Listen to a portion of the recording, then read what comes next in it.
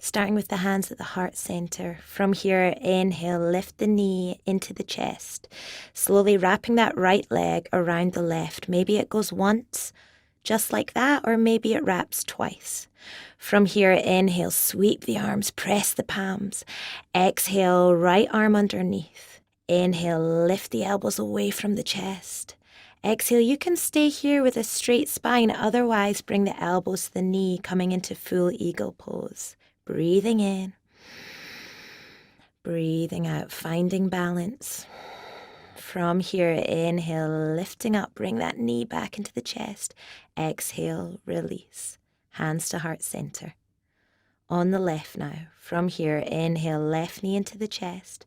Again, guiding that leg around the standing leg, maybe once, maybe twice.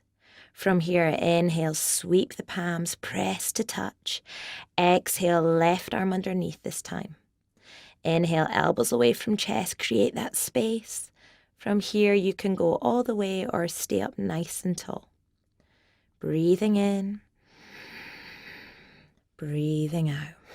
Finding your balance, staying strong. Inhale, come all the way up, unravel, press palms to touch. Exhale, release, back to standing.